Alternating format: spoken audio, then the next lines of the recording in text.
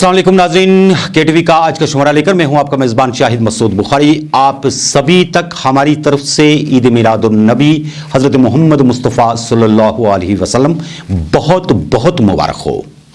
नाज़रीन किराम, आपको बताते हैं कि पूरे जहान के साथ आज हमारी रियासत के अंदर भी ईद मिलादुन नबी सल्लल्लाहु अलैहि वसल्लम निहायत ही अकीदत और एहतराम के साथ मनाया गया। इसके साथ ही नाज़रीन दरगाह शरीफ हजरत बल, दस्तगीर साहब और दीगर जियारतों के अंदर पूरी रात शबखानी होती रही और बाकी बुकाजात के अंदर भी पूरी रात शबखानी होती रही और अकीदतमंदों ने पूरी रात नबी पाक सल्लल्लाहु अलैहि वसल्लम दरूद व अज़कार भेजे।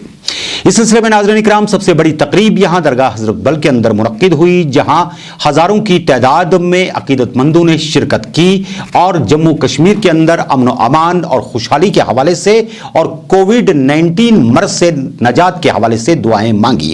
इसके साथ साथ नाज़रीन इकराम आपको बताते हैं कि फ्रांस के अंदर रसूल पाक सल्लल्लाहु अलैहि वसल्लम के खिलाफ तौहीन आमेज कुछ तस्वीर सामने आने के बाद यहां जम्मू कश्मीर के अंदर भी तुलु अर्ज से एहतजाज की खबरें मिल रही हैं और सभी लोगों ने यकजबान होकर के नबी रहमत सल्लल्लाहु अलैहि वसल्लम की शान में किसी भी गुस्ताख को फौरी तौर पर सजाए मौत दिए जाने की मांग की है।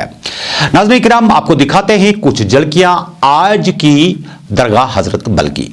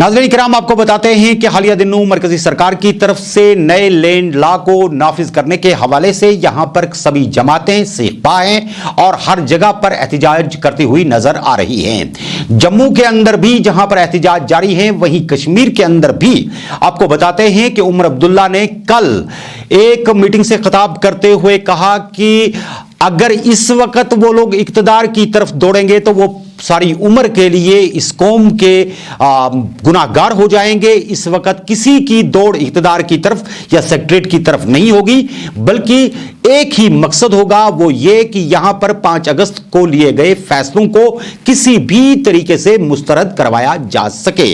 इस हवाले से क्या कुछ उन्होंने कहा वो भी आपको दिखाएंगे और उसके साथ ही नाज़रीन आपको बताते हैं कि People's Alliance for Gupkar Declaration के वफद ने आज द्रास और करगिल का मुफस्सिल दौरा किया और वहां पर लोगों को अपने साथ चलाने के लिए और करगिल और द्रास के लोगों तक यह बात पहुंचाने के लिए कि हम आपसे अलग नहीं हैं, न कभी थे न कभी हो सकते हैं।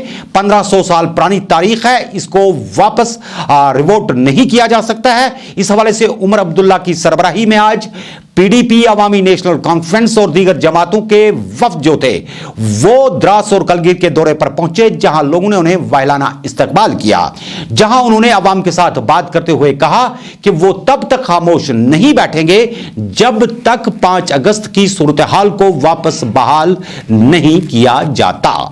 आपको दिखाते हैं कि कल उमर अब्दुल्ला ने जो अपनी बात की थी उसकी कुछ झलकियां और उसके बाद आपको यह बात भी दिखाते हैं कि द्रास और करगिल में क्या कुछ मसरूफियात रही। गुप्तकार के हवाले से जो सिग्नेटरीज का ग्रुप इस वक्त उमर अब्दुल्ला की सरबराही में द्रास और करगिल के दौरे पर है, वहां क्या कुछ सूरत हाल थी और वहां उन्होंने लोगों से क्या कुछ कहा। हमारी लड़ाई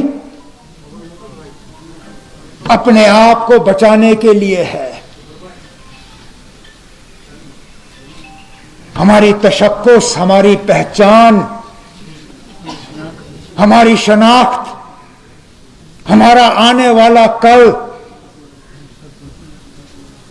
ये लड़ाई उसके लिए है।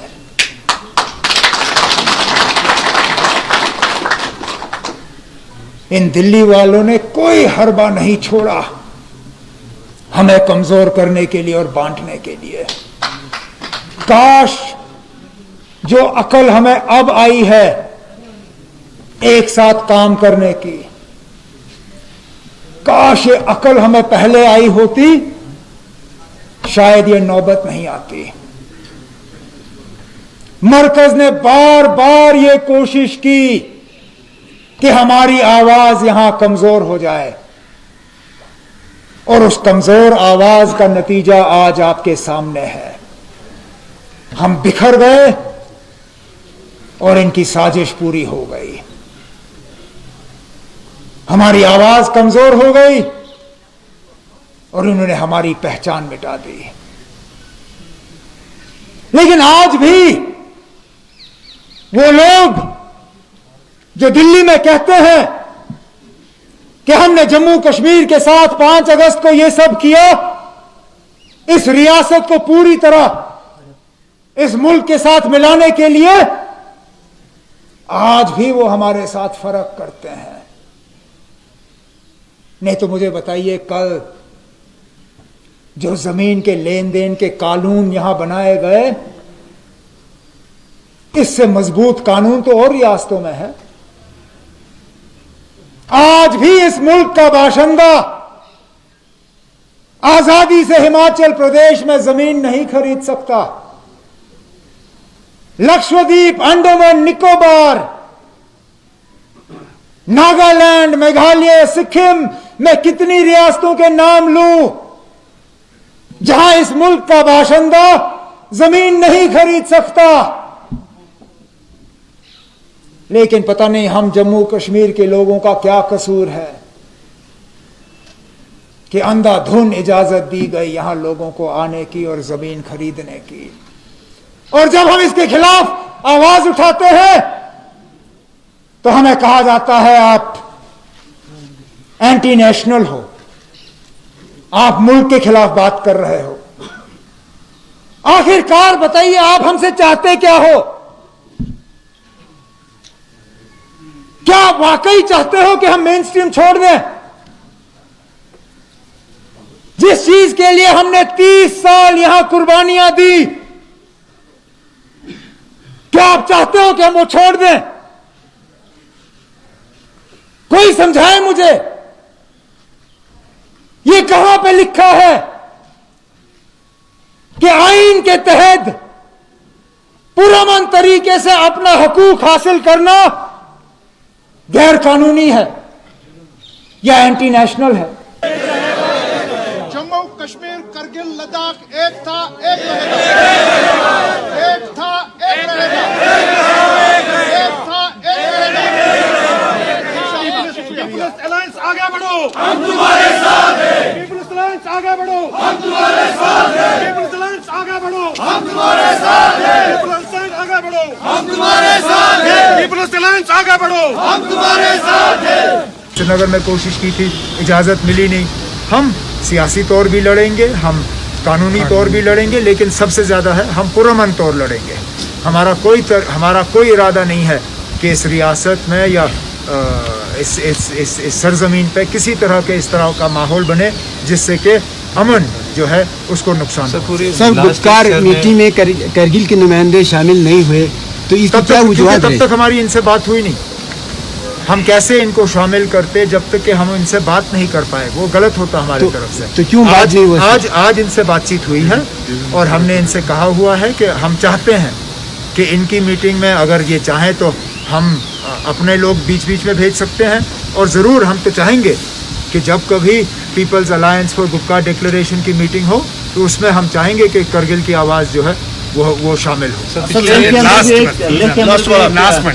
बॉडी बना है एपेक्स बॉडी, क्या उनसे भी आप मुलाकात करने जा सकते हैं आने वाले वक्त में? हम किसी से भी बात करेंगे, हम किसी से भी बात करने के लिए तैयार हैं, हमें कोई इसमें हिचकिचाहट नहीं है। दिन पे हम लोग यहाँ पे आए हैं, इससे ज़्यादा क्या बात हो सकती है कि ऐसे दिन पे ईद उल मिलाद है आज, और आज कश्मीर से तमाम सियासी जमातें अपनी सियासत बाला ताक रखकर आज एक होकर दोबारा ये जो हमारा सदियों पुराना करीब 1400-1500 साल का रिश्ता है कश्मीर का, करगिल से खुसूसन, द्रास से, लद्दाख से, वो दोबारा आज के दिन में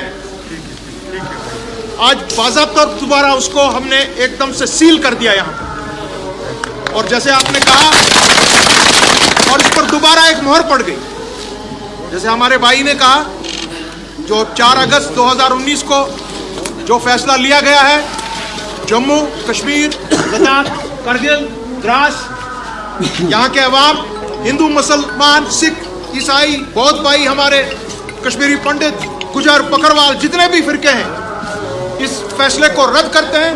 और इंशाअल्लाह ताला जिस तरीके से हमारे सरों से पगड़ी उछाल के उसको फेंक दिया गया, हर किसी बाशिंदे की सर से उतार कर, चाहे सरकार रहे मरकज में चाहे ना रहे, ये इंशाअल्लाह ताला वापस इनको लगानी पड़ेगी। और हम सब बाज़ाब्ता तौर एक दूसरे के साथ शामिल हैं। यही हम पैगाम श्रीनगर से लेकर यहाँ पर आपके लिए। जी हां नाज़रीन इकराम, आपने देखा कि ये तो वो बातें थी जो उमर अब्दुल्ला, मुजफ्फर शाह और पीडीपी के लीडरान जिनमें गुलाम नबी लोन हांजुरा की बात करते हैं, वहीदुर रहमान पर्रा थे, और नासिर असलम वानी की बात करें नेशनल कॉन्फ्रेंस के, तो वो भी वहां पर मौजूद थे। और मुजफ्फर शाह को भी आपने देखा कि किस तरीके से वो अवाम से यकजुट होने की बात कर रहे थे। बैरिकैफ नाज़रीन, वहीं दूसरी तरफ जम्मू के अंदर भी नेशनल कॉन्फ्रेंस ने आज रैली निकालने की कोशिश की, जिसे पुलिस ने नाकाम बना दिया। बताया जाता है कि वहां पर कई सीनियर लीडरान जो नेशनल कॉन्फ्रेंस के हैं वो सड़कों पर निकल आए और उन्होंने राजभवन जाने के लिए तैयारी कर ली थी, लेकिन रास्ते में ही पुलिस ने उन्हें रोक लिया और उसके बाद उन्हें आगे बढ़ने की इजाजत नहीं दी गई। इस हवाले से आपको बताते हैं कि जम्मू के लीडरान ने भी अपने खदशात का इजहार किया। आपको दिखाते हैं।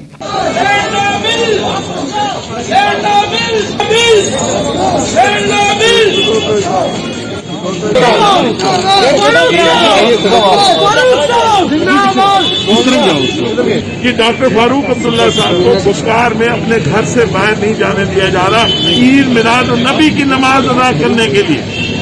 और इसलिए हमने ये कहा कि हमें फौरी तौर पर निकलना चाहिए, जाके राजभवन में जाके हमें गवर्नर साहब महोदय से ये कहना चाहिए कि जमहूरी कदरों को कायम रखें जम्मू कश्मीर में, और जो लोग जमहूरियत का झंडा लेके खड़े हैं उनको एक मौका मिलना चाहिए कि वो अपनी बात मुनसिफाना तरीके से और आजादाना तरीके से अपनी बात को जमहूरी कदरों के आइन के बीच में रख के हज्जाज का अचानक आप लोगों ने हज्जाज किया, क्या मकसद? एहतजाज तो हम 5 अगस्त 2019 से ही कर रहे हैं, मगर चूंकि हमारी लीडरशिप जो थी नज़रबंद थी, कश्मीर में 1 साल के लिए लीडरशिप हमारी क़यादत थी नज़रबंद थी, और जम्मू में भी कोई 3-1 महीने ही हमारी लीडरशिप नज़रबंद रही। एहतजाज तो हम कर रहे थे। ये जो काले कानून बीजेपी के हैं, बीजेपी सरकार के जो सेंट्रल गवर्नमेंट के काले कानून है, चाहे एब्रोगेशन ऑफ आर्टिकल 370 है, 35A है, या यहाँ पे जो लैंड लॉज पे उन्होंने पास किया है, जो हमारी ज़मीनें हड़पना चाहते हैं, जो हमारी नौकरियाँ हड़पना चाहते हैं, इसके खिलाफ आज हम एहतजाज कर रहे हैं यहाँ पे। और अभी अभी हमें इतला मिली है कि हमारे कायद डॉक्टर फारूक अब्दुल्ला साहब, जो एक बड़े कदावर, एक सेक्युलर नेता है, जो नेशनलिज्म का एक सिंबल है इस देश में, उनको आज फिर वहाँ पे नज़रबंद किया गया। उनको ईद मिलाद की नमाज नहीं अदा करने दी, इसलिए यहाँ पे हम एहतजाज करने आए। हमने सोचा हम LG साहब के पास जाएंगे, अपना प्रोटेस्ट मेमोरेंडम उनको दे देंगे, मगर एडमिनिस्ट्रेशन ने हमें वहाँ जाने नहीं दिया।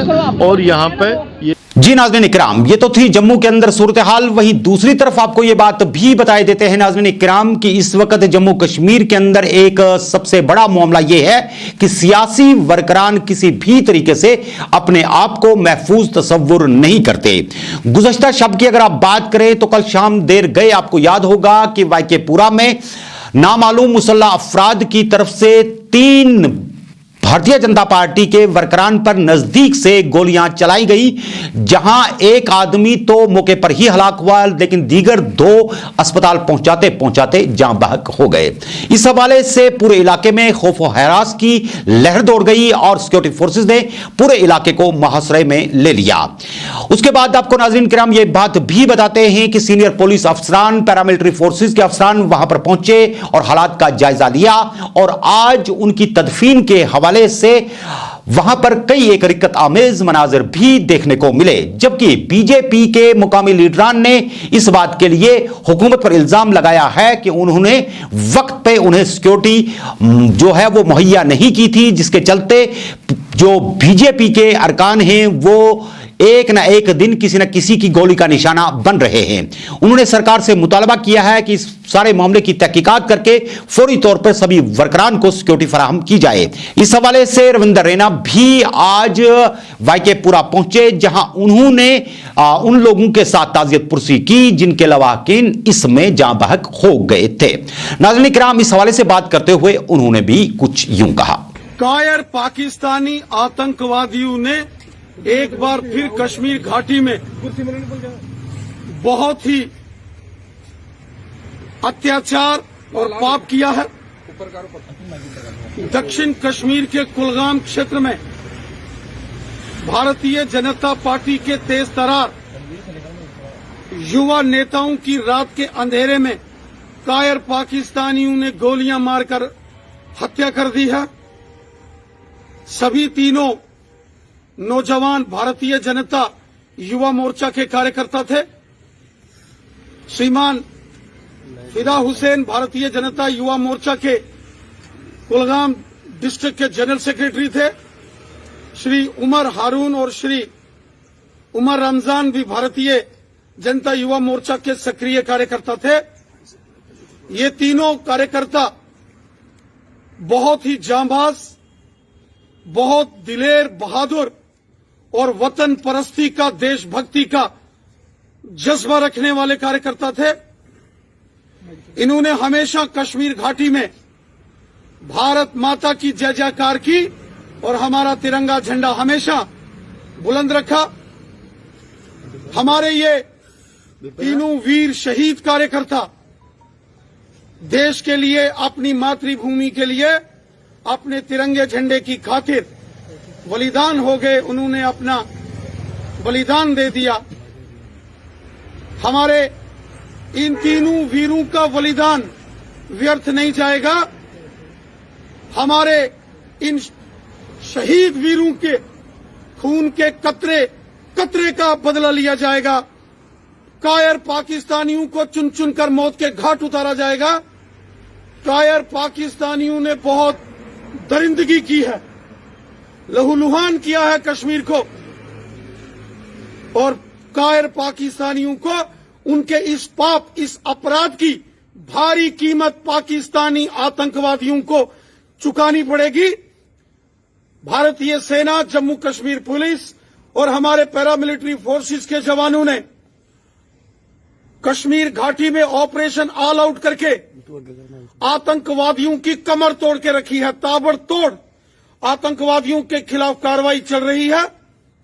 बौखलाहट के अंदर आकर इन कायर पाकिस्तानियों ने दक्षिण कश्मीर के कुलगाम में रात के अंधेरे में छिपकर गीदड़ों की तरह हमारे जांबाज कार्यकर्ताओं पर हमला किया, जिसमें हमारे 3 कार्यकर्ता शहीद हुए।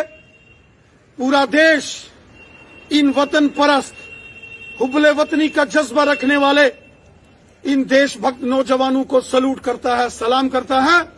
नाज़रीन किराम, इस हमले के हवाले से आईजीपी का कहना था कि इसमें न सिर्फ मिलिटेंट्स की शिनाख्त कर ली गई है, बल्कि उनका यह भी मानना था कि जिस गाड़ी को उन्होंने हमले के लिए इस्तेमाल किया गया था उसे भी जब्त कर लिया गया है। आईजी कश्मीर अपने अल्फाज कुछ यूं बयां करते हैं।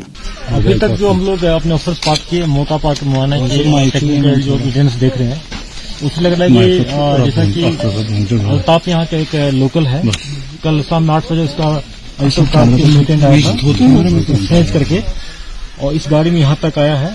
इससे पहले यहाँ पर हमारे जो फिजाल हुसैन साहब थे, उनके 2 कलीग थे, 3 लोग गाड़ी में बैठे हुए थे। उस पर नजदीक आके अंधाधुंध फायरिंग किया और उनको जख्मी काफी हो गए, हॉस्पिटल लेके रास्ते में उनका डेथ हो गया। और फिर उसी गाड़ी में तीनों मिलिट्री में बैठ के अच्छे वाले एरिया में निकल गए, जहाँ से आज गाड़ी को सीज किया गया है। एफएसएल की टीम चली गई है और हम इसमें एलईटी का नाम आ रहा है और इसमें एक लोकल मिलिटेंट डोरू का है, निसार खांडे है, एक खुरबनी का अब्बास शेख है जो पहले एचएम में था, बाद में एलईटी में आजकल है, जो टीआरएफ भी क्लेम करते हैं अपने आप को। ये दोनों के इन्वॉल्वमेंट आ रहा है। हो सकता है इसके साथ एक एफटी भी हो और हम लोग इसमें लगे हुए हैं और बहुत जल्दी इसको हम लोग न्यूट्रलाइज कर लेंगे। देखिए कि हम लोग 1619 जो वनरेबल पर्सन था उसका लिस्ट बनाए थे 5 अगस्त के पहले। उसमें 1619 आदमी को डिफरेंट होटल में सिक्योर एरिया में रखे थे। उसमें से फिजा हुसैन साहब को हम लोग पहलगाम के डॉल्फिन होटल में रखे थे, 3 वीक वहां रुके थे। बाद में उन्होंने अंडरटेकिंग देके खुद अपनी मर्जी से अपने अंडरटेकिंग देके वहां से निकल के आए हैं और इस बात की हम जांच कर रहे हैं कि इतना घर से दूर इतना आके यहाँ गाड़ी में क्या कर रहे थे। ये 33 का पार्ट है, बाद में हम लोग शेयर करेंगे। सर आपको लगता है कि किसका वेट कर रहा है, क्या कर रहा था कि मिलिटेंट गाड़ी में आता है और अटैक करके और इतना दूर चला जाता है, भाग जाता है, तो बहुत संभावना है, चांस है कि प्लान अटैक होगा और इसके लिए हम लोग तफ्तीश कर रहे हैं और जल्दी इसको सॉल्व करेंगे। जो गाड़ी सीज की गई है वो कहाँ तक सीज की गई है? ये तिलवनी विलेज है, अचवल थाना के एरिया में। सर पिछले कुछ समय से देखा गया है कि बीजेपी के काफी बड़े नेताओं की जो है क्लीन हुई है, क्या ये लोकल लेवल पर क्लीन मिलकर खुद करते हैं या इसके आदेश तार से मिलते हैं? आप लोग सब जानते हैं, जैसे रिसेंटली अभी आप लोगों को मीडिया वाले को थ्रेट मिला था जो कश्मीर फाइट का जो ऑनलाइन जो पाकिस्तान से रन करता है या टीआरएफ का जो है वेबसाइट, और कल कश्मीर फाइट पर इन्होंने क्लेम भी किया। तो ये पाकिस्तान स्पॉन्सर टेररिज्म है और ये तो पाकिस्तान से कश्मीर फाइट को चलाया जाता है वेबसाइट पर, उन्होंने क्लेम भी किया है। ऑब्वियसली ये प्रूफ होता है कि पाकिस्तान के सारे पर किलिंग हुई है। Sir, how is JKP planning to counter this kind of attacks because now we are having. अभी तक हम लोग 157 बीजेपी के वर्कर्स को पीएसओ दिए हैं सिक्योरिटी, करीब 30 के आसपास को एसएन से गार्ड भी दिए हैं और जो और कुछ वेनरेबल है जिसको थ्रेट परसेप्शन ज्यादा है उसको और हम लोग प्रोवाइड करेंगे। और हम लोग इसको सेंसिटाइज कर रहे हैं, डू डोंट सिखा भी रहे हैं, इनके पीएसओ की बता रहे हैं कि अपने जो आपके पीपी जो है उनको रात में मूवमेंट मत करने दो, किसी वेनरेबल एरिया में जाने मत दो। और मैं अपने पीपी से रिक्वेस्ट भी करता हूँ, तो अपील करता हूँ कि आप लोग डिफिकल्ट एरिया में रात में बिना गनमैन के नहीं जाए और उन लोग को भी एसओपी को फॉलो करना चाहिए। तो कितनी जगह कॉम्बिंग ऑपरेशन चल रहे हैं इस अटैक के बाद कुलगाम में खासकर? लगभग 7 to 8 प्लेसेस पर 100 में चल रहा है और हम लोग बहुत होपफुल है कि इस ग्रुप को जल्दी रिप्लेस कर लेंगे। नाज़रीन, आपको बताते हैं कि इन हलाकतों के खिलाफ जहां मुल्क के वजीर आजम नरेंद्र मोदी ने सख्त अल्फाज में मजम्मत की है और उन्होंने कहा है कि बेगुनाहों के खून को किसी भी सूरत में रायगान नहीं जाने दिया जाएगा, वहीं दूसरी तरफ आपको बताते हैं कि यहां जम्मू कश्मीर के अंदर भी लेफ्टिनेंट गवर्नर ने इसकी सख्त तरीन अल्फाज में मजम्मत की है। मनोज सिन्हा ने अपने बयान में कहा कि जम्मू कश्मीर के अंदर बेगुनाहों के खून की होली को खेलने की कतई तौर पर किसी को भी इजाजत नहीं दी जाएगी और गुनाहगारों को बहुत जल्द कैफरे किरदार तक पहुंचाया जाएगा। इस हमले की मजम्मत सभी जमातों के लीडरान ने की। उमर अब्दुल्ला ने भी अपने ट्वीट में इसकी मजम्मत की। महबूबा मुफ्ती की तरफ से भी इस हमले की मजम्मत की गई, जबकि अल्ताफ बुखारी की बात करें तो उन्होंने भी इस हमले की शदीद अल्फाज में मजम्मत की। कांग्रेस की तरफ से भी इस तरह के बयान आए। मोहम्मद यूसुफ तारगामी, हकीम मोहम्मद यासीन और दीगर लीडरान ने भी इस हमले की भरपूर मजम्मत करते हुए कहा कि यह किसी भी तरीके से कोई जंग नहीं की जा सकती, बल्कि इसे यह कहेंगे कि इससे मासूम लोग वो भी कश्मीर के ही मारे जा रहे हैं। तो नाज़रीन, इसके साथ ही आज के प्रोग्राम का शुमारा भी पहुंचता है अपने इख्तिताम को। अगर खुदा ने चाहा एक नए शुमारे में फिर होगी आपसे मुलाकात। अपना बहुत बहुत ख्याल रखिएगा, हमें भी रखिए अपने दुआ में शामिल। दीजिए इजाजत, खुदा हाफिज़ नासिर।